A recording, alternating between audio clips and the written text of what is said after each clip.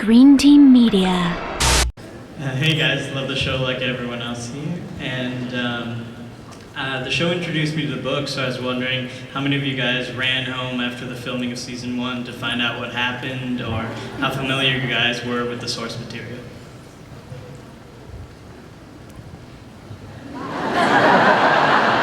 I know what happened.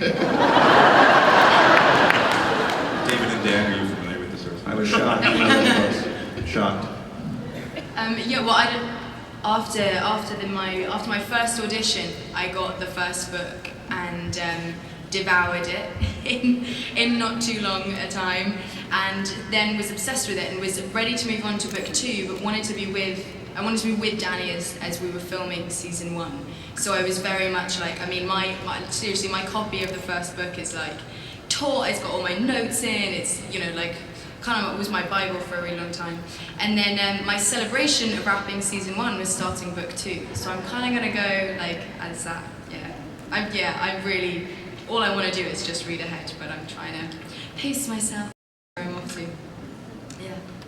When I read the first book, I locked myself up for like 4 days. I actually read it, was blown away, and like right when it came to me dying, I just like was so in love with Drogo, I started panicking. And I flipped through, and I'm like, no way. And then I went to Barnes & Nobles and picked up the book, and I'm reading it, I'm like, and I was just so mad. I fucking hated you, dude. I was like, fuck this.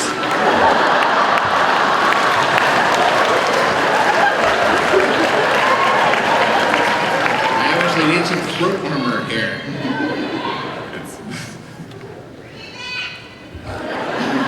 Bring him back? Okay, I'll take that advisement here. Who knows? He may have a twin brother somewhere. All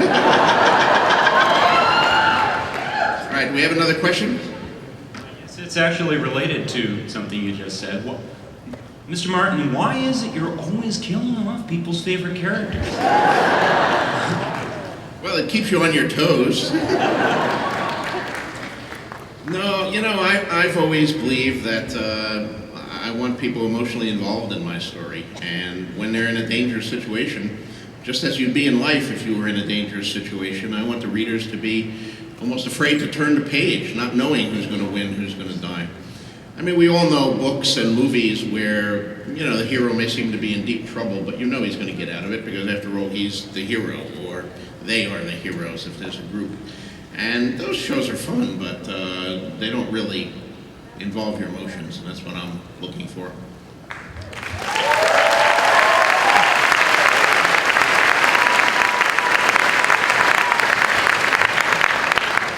Hi, this question is for Lena. Hi. Dang, I'm nervous. Don't be. I say this every time.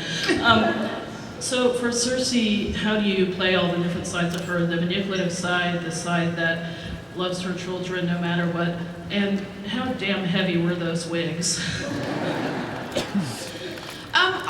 That's what I love about her is, and I know I've been criticised for giving her some humanity, but I think everyone deserves a chance.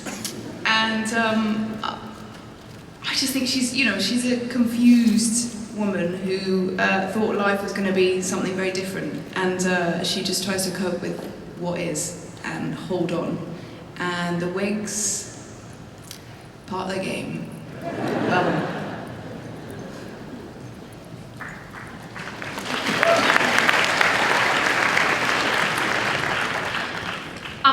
First off, I have to say, Jon Snow, you know nothing. And secondly, whether you've read the books or not, I just want to know, all of you, except for you, George, sorry, how would you end the series if you could do it? Like, what would you do? How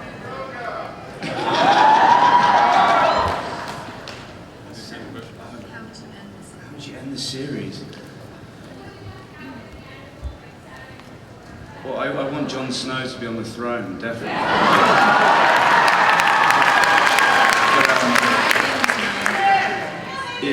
But I mean, it's, you know, that's the brilliant thing, is it's so up in the air. Who knows going to be sitting there, and you know, and he'll be dead and he'll be alive, and I I can't even imagine. I know what I want, but I think like in the books, probably everyone here wants the same thing. They want to be sat there. But yeah, who knows?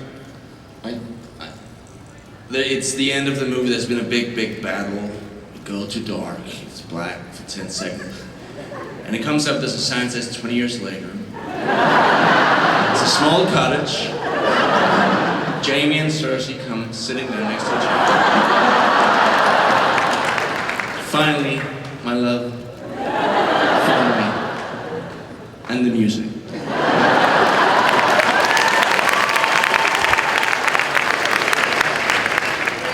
Go back for sure and have him and Tyrion co-rule, because I think things will get interesting.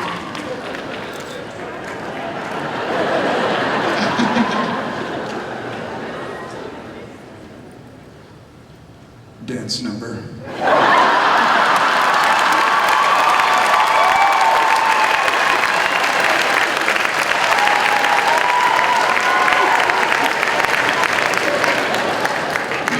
The new book is called The Dance with Dragons. All right, do we have another one? Hello. I have a question for Jason, and I just want to say first that you're my sun and stars. Thank you. How hard was it for you to do the fight scenes with that long hair? It was pretty easy. Maybe it's because I'm used to long hair, and I used to have to wear a dread wig on Stargate Atlantis, which was like 6 pounds, so that was just like a little rat tail. That was really easy. It wasn't very hard at all. Thank you, Moon of my life.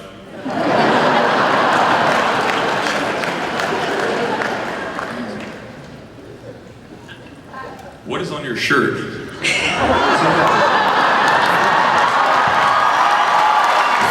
That is awesome. I want one of those. I think everyone should have one of these because I have hope that you'll come back. For me, the moment that I was hooked was when Jamie pushed Bran. I was like, they're not playing around. So I was wondering if for you guys, either reading the script or the book, what was the moment that hooked you in the show?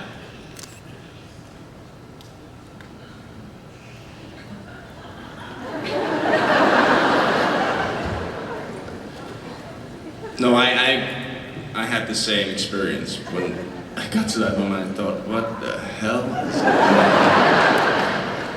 But it was such a great, it's horrible, but it's like dramatically, it's just perfect, I think. It sounds weird, but suddenly you're in that dark place. You know that all bets are off, and that's brilliant.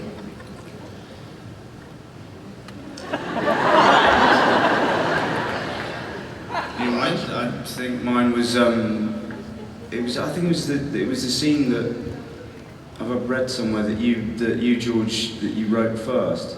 I think it was the bit with it was right at the start, after the prologue. The discovery of the puffs.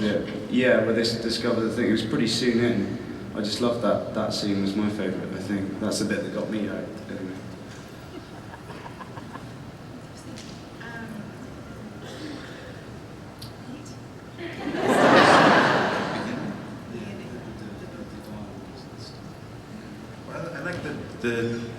The very beginning of the show, the White Walkers, all that stuff.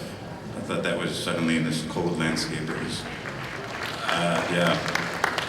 And then I lost interest when I came on.